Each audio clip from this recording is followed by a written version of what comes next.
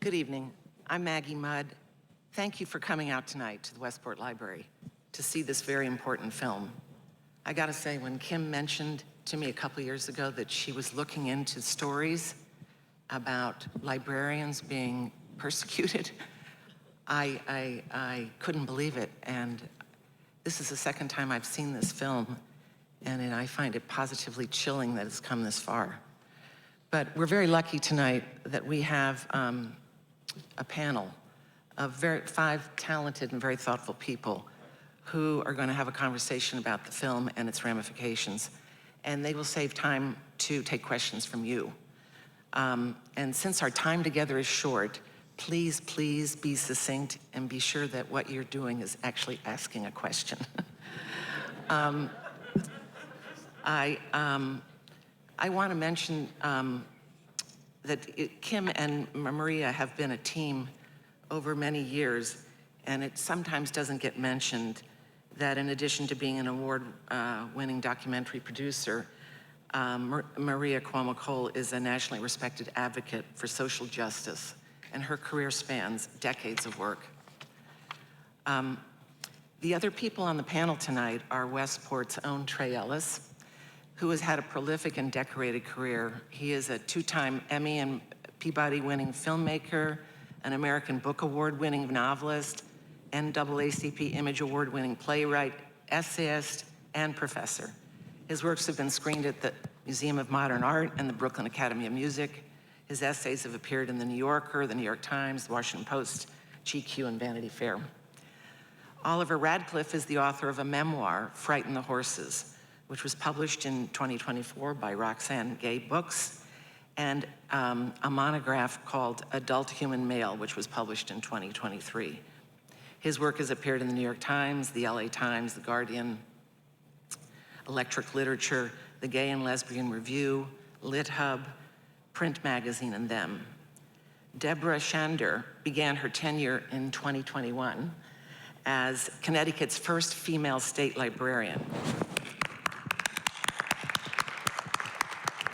Other librarians in the audience? I hope we do. Yay.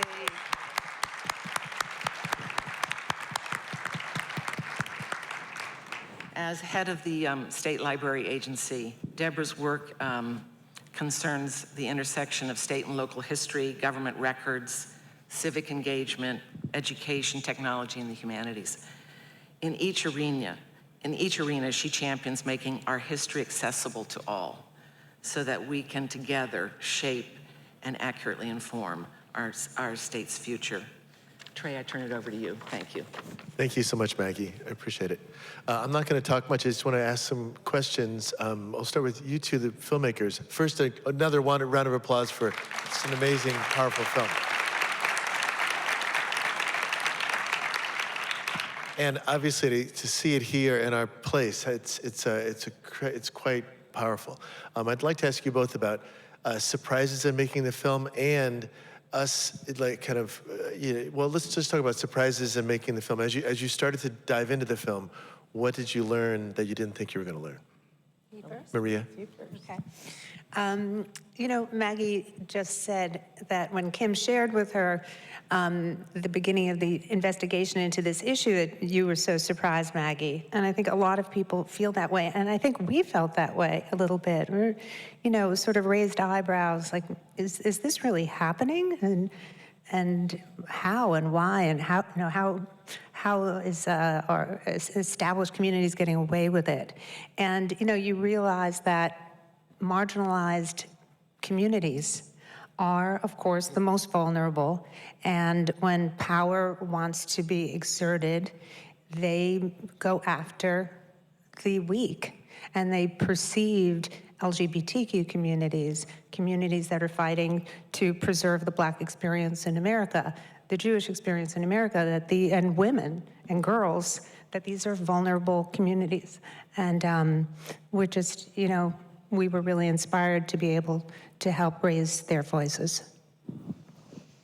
And I guess, I don't know if surprised is the word, but like Maria, I think definitely in the beginning, coming in fresh to it, and where the story starts is where it started for us, was the release of this list, and just the word list, started to, of course, have you think about McCarthyism, and started digging in deeper and realized that we needed to go beyond Texas to give the subject its due.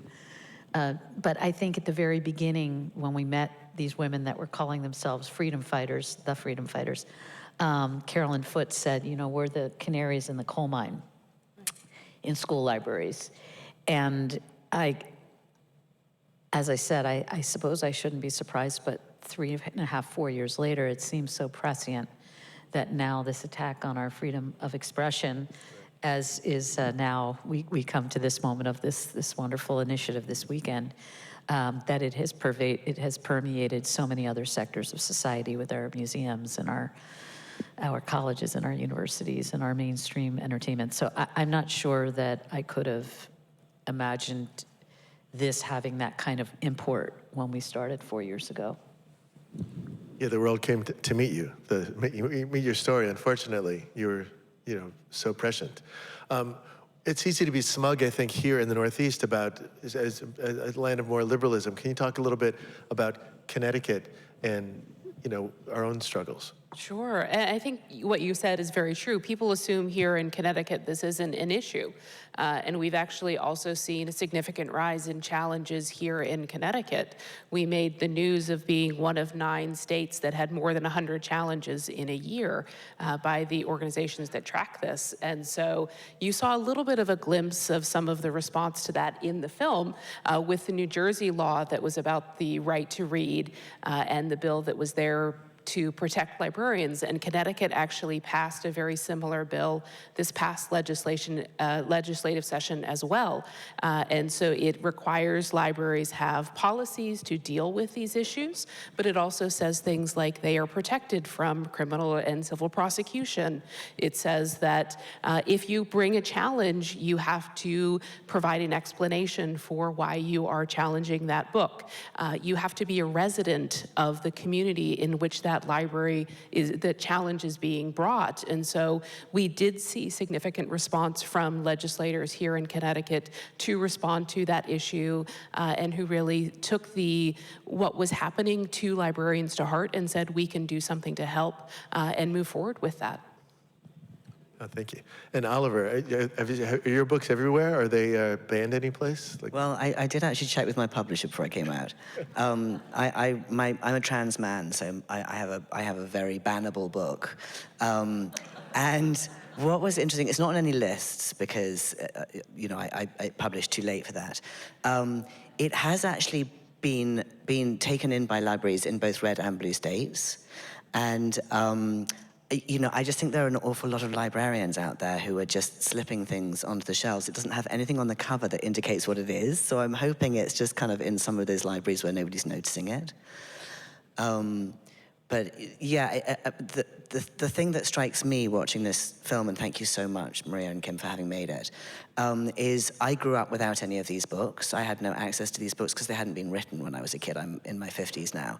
And seeing that change over the last 10 years, seeing the volume of queer and trans books that are being published was incredibly exciting to me, thinking about these kids who then don't have to go through these experiences that I went through, the sense of isolation. And I feel like now that we're in this situation, it's like a double whammy, because not only do they not have access to these books, but they're also being given the message that what they are is somehow dirty or unclean or unacceptable or pornographic. And I find that really heartbreaking. So for you seeing the film, what touched you most about the film? Oliver, I'll go with you first. I think what I loved was what we were talking about before the panel was the people coming together and fighting back.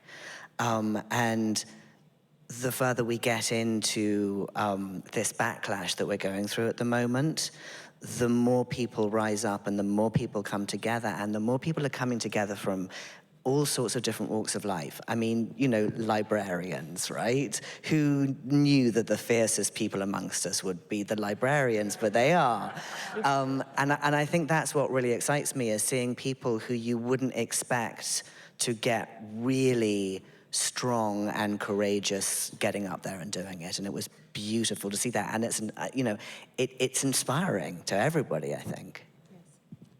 Yeah, the first movie was Librarians as superheroes, it feels like. Is that true? Yeah. How about you? I would agree with that. I think it was such a wonderful example of the strength and nobility of librarians. This is not a profession of people who are out in public trying to make a reputation for themselves. They are quietly doing their job and showing up every day and inspiring children and adults and families to educate themselves, to learn, to understand the world in a larger way. And so seeing that throughout of people like Oliver was saying, they're not the people that you would expect to be standing up, but they are the ones who are doing it. And it was really wonderful to see the solidarity of the profession and the strength in the values and the beliefs that they are professing and supporting. Excellent. Anything else? Well, what's next with the film? What's happening with this film? Well, it's very exciting. I mean, it definitely has struck a nerve, and I think part of it is because librarians do symbolize, well, I always say the film is actually as much about integrity and courage as it is about anything else. And I think people are just so craving, especially young people, role models of decency and people who have courage in this moment in history. So what's exciting is that the film started at Sundance. We've done a full 8 months of incredible run of film festivals, a lot of awards, but we just opened theatrically, and with a small film, a independent documentary like this, and the hit that art house cinemas have taken. We now have booked in, I think, 150 art house cinemas throughout the country. And I say that because it's unusual, and what's really amazing is it's in smaller places that the demand in the heartland is where we're seeing it the most, where it's being held over and it's sold out, and it's shocking. It's shocking and inspiring that people are taking to this. So that's happening. What we didn't expect is the traction it would have overseas. We opened in the UK. The bad news there is that we're learning that librarians in Europe are either starting to experiencing this or terrified. As they said, when you sneeze, we know we can catch cold. And so we're doing a lot in an impact campaign that we're kind of colloquially calling Librarians Without Borders, because but I do think about, Doctors Without Borders is something we all know of, and there is this bond over that shouldn't be politicized, that is based on a Hippocratic oath. And I feel that when I go. We've been in the UK, Italy, Switzerland, Germany last night. You feel this sense of an oath, of almost like, when there's smoke, we go and put out fires. That's what we're trained to do. So that's very exciting. We are on the BBC. We look like we're broadcasting almost everywhere, in not just Europe, but every day we're getting a new place. 2 days ago in Amsterdam, I learned that, and what's exciting is people are taking it on. So in Denmark, when we showed it, there was a whole group of librarians that jointly wrote to the broadcaster and the distributor. So this doesn't usually happen, but they've convinced them. They're now taking it. Taiwan, South America. So we're global, and we're going to go into 26. The other last thing I'll say is that we're reaching the middle with this film. People say there's no middle, but that's very exciting. We're hearing from a lot of people who it cuts across partisan lines. And I think it challenges people, people of faith. There's so many in the film that are, to ask themselves, am I living by these tenets that I believe in? What would you like to add about the impact? Broadcast. Oh, yeah. No. February 9th, PBS, Independent Lens. It's still going to happen, despite what you might have heard. But anyhow, you can learn more about where we're playing. The best thing the biggest call to action from us is to spread the word, because films like this need that love. So that's what you can do, and you can go to librariansfilm.com and learn more about how we have thousands of libraries and campuses, and we need support. So you go there and learn more about and we're moving with these librarians. The posse keeps growing, but the ones in the film, they were with me in Germany last night. They travel, and it's just an amazing ride. And is it still in theaters here in the States? Like, are there places where you can tell people to go see it? Yeah, I mean, it was in Stamford and had 2 or 3 screenings. I just said yes to something that was in Litchfield. It's definitely in Connecticut in different places. And then it's an honor to be able to do these special screenings like this one. Oh, we're coming to Westport. This is Victor, who's our brain behind a lot of things. What? We'll announce it shortly. Yes, we are coming to Westport. I'm learning that just off the plane. Well, let us know. We'll let everyone else who is not, lucky enough to see it for free. What cinema would that be here? It's By here. Playhouse? Okay. Oh, at the Westport Playhouse. So we'll let you know. Yeah. We'll stay tuned. Excellent. Anything else before we go to questions that you guys want to get off your chests? Excellent. We have is the microphone? Yes. Yes. First, I would like, on behalf of everybody here, thank you all for bringing this film and for speaking this evening.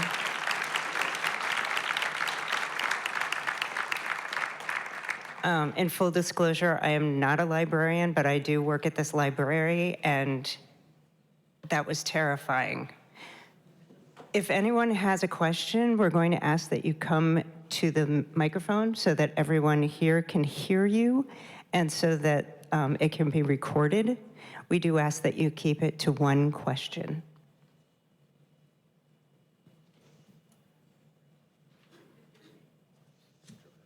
Hi, it was a great film, really, really loved it.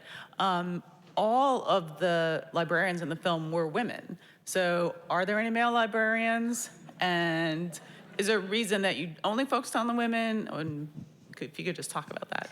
Well, the information specialists in the audience can back me up on this, but from what I understand, it is a larger proportion. Do you know the percentage? I don't know the percentage, but it is predominantly a female profession at this point. Yeah, and so our librarians would say to you that they don't know of any men who have been attacked in quite the fashion that they were attacked. So there did seem to be, or does seem to be, a real thread of misogyny that lies under this. And I will also say that we worked hard to find librarians of color, which is also, there's a real problem with the diversity. Yes, that is also That true. stat is also real. But I think and Reverend Dove, who you met in the movie, reached out to a whole number in Clay County. But, what the feeling was that they're just didn't necessarily have the luxury to come forward and didn't feel as safe. So that's, another thing that was apparent in who did. But since the film's come out, I think there's a lot of feeling of empowerment and, courage in numbers. One of the highlights of our tour was in June at the American Library Association conference, which we were both at with like 700 librarians. And that was just one of the most wonderful screenings because we could feel that people felt seen, heard in this struggle. So that was wonderful. Hello, I'm a librarian here, but I have a question for people who are feeling hopeless and not sure what to do. Do you have any specific recommendations that individuals can take, like actual actions, not just like don't give up hope, for what people can do for book banning and other stuff? Sure. I think definitely connecting with your professional associations. So here in Connecticut, the Connecticut Library Association, Connecticut Association for School Librarians, having conversations with your colleagues and with those advocacy groups who can speak out and educate people on these issues, I think is definitely something that you can do. As somebody who runs a library themselves, I also know it's very, very important to think about your own mental health, your own health, and what you are facing. I would absolutely encourage you to speak with someone if you feel like that is something that you need to do as well, because I think that you will realize you are not alone in what is happening, and that also you are an incredibly strong person. And I really hope that you will seek out both your personal and professional relationships who can help you with that. As a government official, I can't say anything more about advocacy, but I would recommend that you speak with your professional associations about that. I just want to clarify, that's wonderful and I'm great to hear. I'm talking about not just librarians. I'm talking about people here who are just citizens. Like, should they go to school board? Should they do this? Yeah, That's specific. I was just going to say, we would be remiss if we didn't say that we feel with the film, having people become hyper-local about their communities and getting involved and showing up in your school board electoral cycles. I don't know what they are here, but we showed the film in the weeks before, not in any partisan way, but we know that it affected, sometimes it's only a few votes. I think I learned that maybe there's an average of a 6% turnout in school board elections, library boards. That's inspiring when I hear people say, oh, gee, maybe I should learn more about my library board or running for seats. These are all ways to make sure that the policies in the community are, in the spirit of fighting censorship. And that they reflect your values too. So I think we just had a recent election here that had the highest turnout that we've had in years. So I think we're understanding. I think the left, we're coming late to the game because the right has been, especially with Patriot Mobile, you talk about them, they've been playing this long game, and we've woken up to the government we have right now. I think it was sort of slow, suddenly and gradually, then suddenly we end up in this place. So I think that's what I'm just inspired by you showing up here. And at the end, yeah. I'll talk a little bit about Fall of Freedom and maybe and then some other things maybe we can all do to try to. And I might add that, Trey called me not that long ago, and then 2 weeks ago. But Maggie and I had spoken, and we pulled this together in less than a couple weeks. The fact that all of you have shown up with this little lead time is really, we're so grateful. Absolutely. Hi, I'm David Frail. I'm not a librarian, but I am on the board of my town's library. And thank you for making the film. I just wanted to know, did the public library system in Plano, was it, that was voting on whether, and Plano, or Llano, are they open still? Yes, the libraries remained open. What's interesting is the trajectory of Suzette Baker's law case. She actually prevailed in a second lawsuit, which was for wrongful termination. But the original lawsuit that was by the town and kind of is a potentially precedent-setting lawsuit. Some of the fear is that when they mentioned PICO and that case, that this could be, her case could be something that would be kicked up and challenged the PICO case. I don't know that that's what we are told to watch, that case.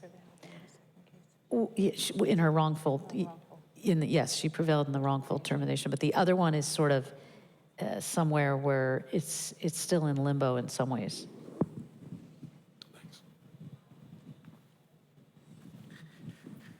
Good evening. Thank you. I'm a librarian. I know. But she's standing over after watching the film. I feel like I need to just gonna hold it at her too.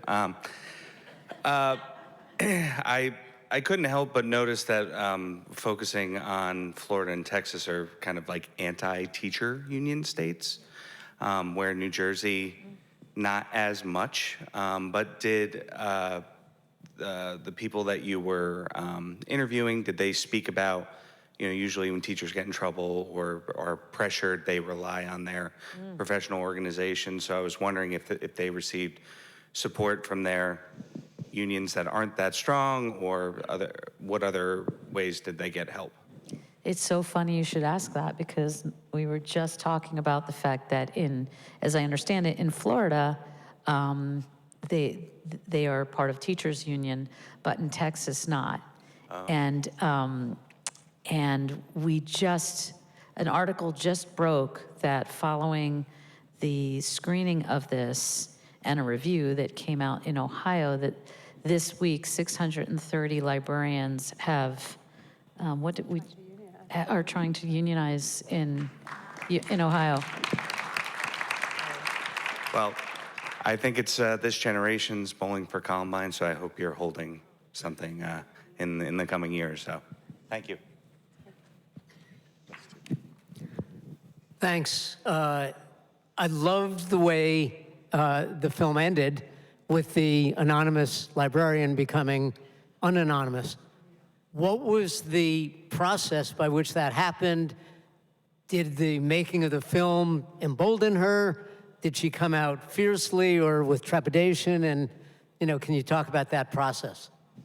Sure. So Audrey, who you now know who she is, when we first went to the Texas Librarian Association big conference, it was their first time congregating because they hadn't, because of COVID for some years. They got together, and we had built some trust and spent time off camera and on camera with the freedom fighters.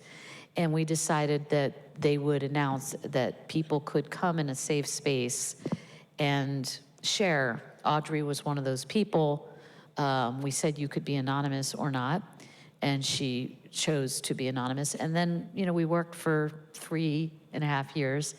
And at a certain point, we knew that, or I felt that was a strong interview that could be a kind of narrating device, and said, we think we should do another interview and get some more things. And when she came to New York, we talked about it, and she said, I'm in a different place. And we talked about it together, and I said, well, it's up to you. And she said, I think I'm ready to. So it wasn't pre-planned. It literally happened while she was in New York that we were ready production-wise to go either way, and she chose to be exposed at that point. Can I just jump in there and say that I think that that's really symbolic of what this whole movement is about. I mean, as a queer person, it is the support of other people and that kind of solidarity that allows us to have the confidence and courage to stand up and show our faces and become visible. So I agree, it was a really beautiful ending. And some of the librarians who came forward later in the film would tell us, well, we realized that if Martha was doing it, then I should have the courage to do it too. So they inspired one another. I'd like to thank all of you for inspiring us to be courageous.